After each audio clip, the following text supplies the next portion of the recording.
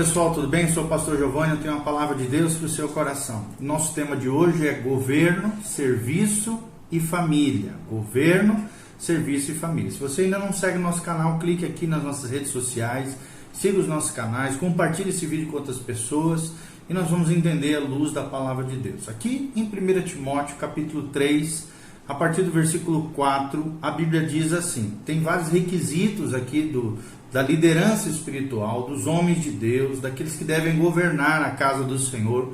E aí diz o seguinte, e que governe bem a própria casa, 1 Timóteo 3, 4, bem como crie os seus filhos sob a disciplina, com todo respeito. Versículo 5, pois se alguém não sabe governar a própria casa, como cuidará da igreja de Deus? Olha o que diz Paulo, que o líder espiritual, o líder cristão, quem exerce governo na igreja, deve governar bem a sua própria casa, criar os seus filhos sob disciplina, correção, exortação, em amor, com todo respeito, ou seja, que se tornem pessoas, cidadãos respeitosos diante de Deus e diante dos homens. E porque se alguém não sabe governar a própria casa, como é que vai cuidar da igreja de Deus? É o que Paulo pergunta na sua carta a Timóteo. 1 Timóteo 3, 4 e 5. Então nós vamos falar um pouquinho sobre isso, governo, serviço e família. Que relação tem entre essas coisas? No vídeo anterior nós falamos sobre a quebra de aliança no casamento, né? E a gravidade, a tragédia que isso acontece, que gera dentro do seio da família, no seio cristão, no seio das igrejas, né? E de maneira geral na sociedade. O adultério é uma tragédia familiar, é uma tragédia social, é uma tragédia pessoal e familiar e matrimonial. É uma tragédia geral em todos os aspectos, como nós vimos no vídeo anterior. Então, quando nós estamos falando sobre governo, serviço e família, nós vemos aqui, através desse texto da palavra de Deus, que ser fiel ao nosso cônjuge é também ser fiel a Deus. Seja fiel a Deus, sendo fiel ao seu cônjuge. Tanto é que Paulo fala aqui que seja o líder cristão, os presbíteros, os pastores, tem que ser homem de uma só mulher. Ou seja, não pode, a Bíblia não aceita poligamia, filiais, relacionamento extraconjugais, não. Fidelidade ao seu cônjuge. Ser infiel ao nosso cônjuge é também ser infiel a Deus. Qualquer pessoa que queira levar Deus a sério precisa levar muito a sério o seu casamento. Então, leve a sério o seu casamento, a sua família.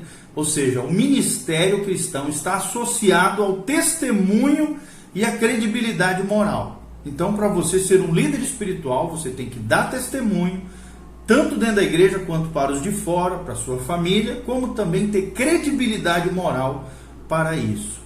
Autoridade e testemunho são valores proporcionais quando nós estamos tratando das coisas de Deus. Sem testemunho, amados, não existe autoridade. Eu vou repetir, sem testemunho não existe autoridade, muito menos espiritual. As palavras se tornam vazias quando você não tem testemunho. É a letra sem o espírito, a verdade sem a coerência, que acaba caindo então em discreto, em falatório e todas essas confusões, né? A Bíblia diz, ai de quem vem os escândalos. É impossível, né, que não haja escândalos, mas Jesus diz, mas ai de quem vem o escândalo. Melhor lhe fora que amarrar uma corda no pescoço, uma pedra e lançar-se ao mar, do que fazer tropeçar um desses pequeninos. Está lá em Mateus capítulo 12. Então, lembre-se disso. A verdade sem a coerência acaba caindo em discreto, em desgraça, na vida e na boca das pessoas. Então, a falta de autoridade subtrai o impacto do ministério da pessoa, tornando-o irrelevante. Se você não tem maturidade, não tem autoridade, mediante uma vida coerente com o Evangelho, você acaba subtraindo, tirando, diminuindo o impacto do seu ministério, a sua relevância, tornando esse ministério irrelevante, tanto dentro do contexto cristão, como fora dele, no meio social. Então, muitas pessoas, né, quando chegam às nossas igrejas, já estão no segundo, terceiro casamento, outras se divorciaram, mesmo depois de se tornarem crentes, o que é aterrador, né, uma grande confusão, a não ser que realmente seja justificável, sejam cônjuges inocentes do fato como nós já falamos em outros vídeos. Então, todos os detalhes relevantes, pertinentes a cada situação conjugal, familiar, devem ser vistos à luz de um conselheiro cristão, de um homem e uma mulher bíblico, maduro, né, para que seja criado então oportunidades para as pessoas dentro de um nível correto, dentro das igrejas. É isso que nós estamos falando aqui. A Bíblia não impede, querido, ninguém de servir, mas coloca, nós vemos aqui em 1 Timóteo 3, condições para governar a igreja. Estamos falando de governo de igreja. Servir, ninguém impede. Até o ímpio pode servir, fazer algo, né, em prol do reino de Deus, em prol da igreja e qualquer coisa, em prol, algo positivo, algo social, uma ação generosa. Sim, a Bíblia não impede ninguém de servir, mas coloca condições para governar a casa de Deus. Se a história da pessoa demonstra falhas consideráveis em relação ao seu papel na família, preste atenção, essa pessoa não deve ser estabelecida em uma posição de governo, apenas no serviço, mas não de governo dos santos, de governo na casa de Deus. Ela não teria o quê? Uma infraestrutura moral e espiritual e nenhum respaldo bíblico para exercer tal função de governo e cobertura sobre a vida de outras pessoas. E você que está debaixo de alguma liderança, observe esses detalhes que estão aqui em 1 Timóteo capítulo 3. Esses requisitos que Tito também menciona no capítulo 2. Então, preste atenção nisso que nós estamos falando, né? O apóstolo Paulo aqui determina que se alguém não governa bem a sua casa, também não pode governar a igreja do Senhor, o corpo de Cristo, a comunidade dos crentes e dos santos. É o que nós vemos aqui em 1 Timóteo, que nós começamos a ler, capítulo 3, de 4 a 5. Então, a restrição aqui está quanto a governar e não no servir, tá? Então, o que limita, presta atenção para nós fecharmos aqui.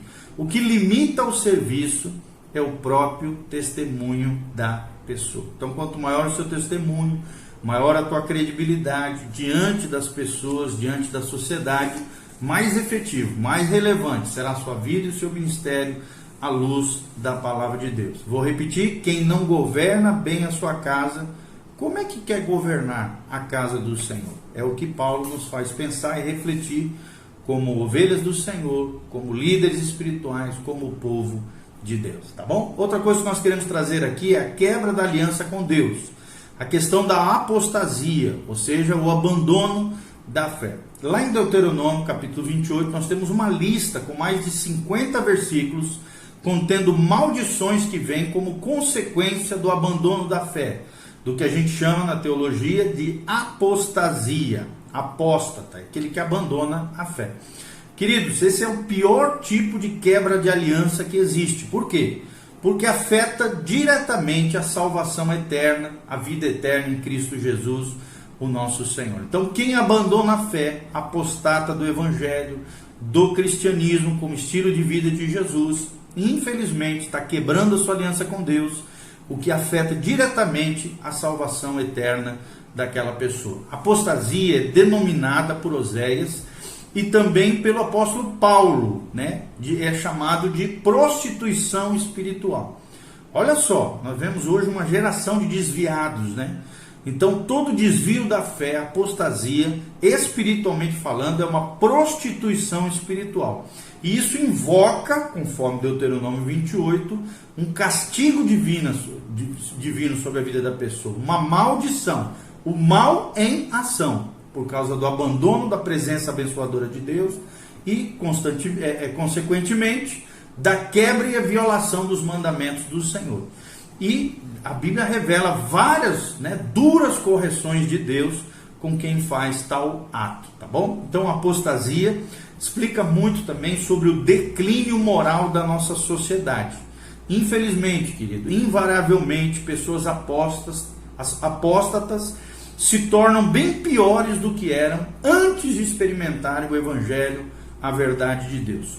Por 4 anos, um pastor fazendo visitas ali num hospital psiquiátrico, uma das coisas que mais impactou esse pastor conselheiro foi ver um alto percentual de ex-evangélios nas alas psiquiátricas desse hospital psiquiátrico. Eram geralmente ali os mais perturbados. Por quê? Porque infelizmente, irmão, a apostasia traz uma série de maldições relacionadas com a desintegração psicoemocional do indivíduo.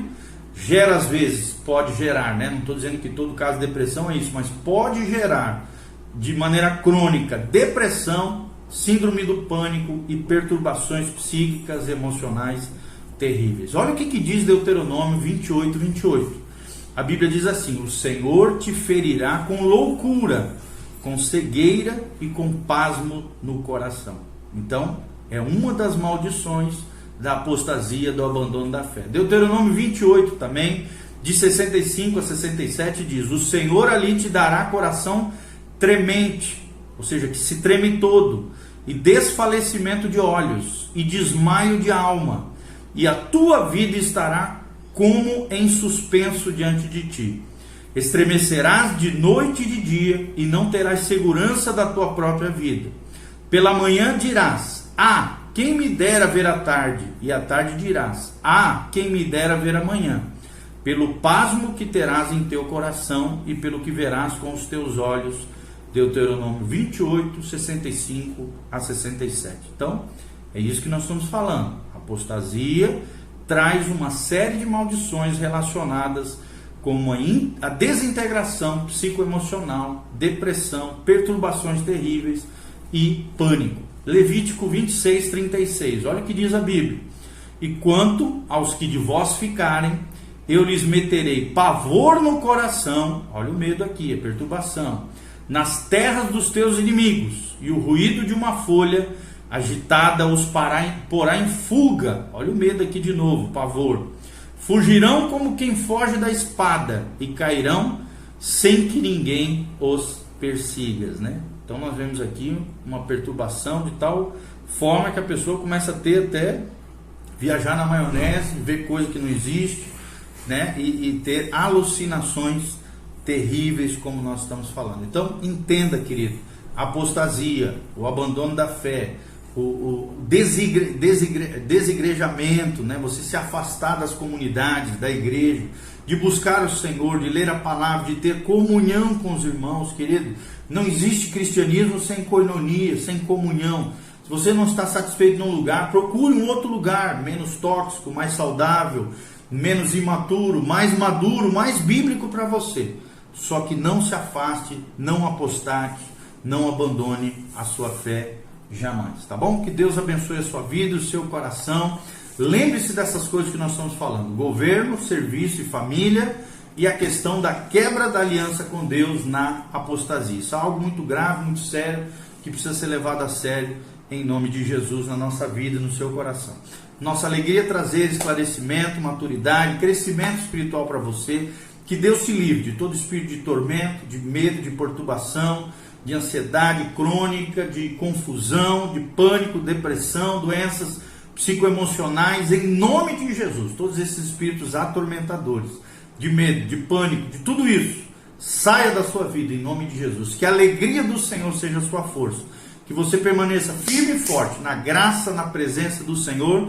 Por quê? Porque na presença do Senhor há plenitude de alegria, na presença do Senhor há gozo perpetuamente, é o que diz o salmista, e é nela que nós queremos viver, porque Jesus está voltando. Põe em ordem a tua casa, te santifique, te consagre, se arrependa dos seus pecados, abandone as práticas pecaminosas, ilícitas, erradas, equivocadas, e volte para a casa do Pai. Jesus te ama, Jesus te chama, Jesus pode te restaurar, transformar e abençoar a sua vida em nome de Jesus. Amém e amém. Louvado seja o nome do Senhor. Se você quiser semear na nossa vida, ministério, aqui tem um link de como você pode fazer isso. Que a graça e a paz do Senhor compartilhe com outras pessoas e continue conosco. Louvado seja o Senhor. Dê um joinha, faça seus comentários e compartilhe com outras pessoas. Amém.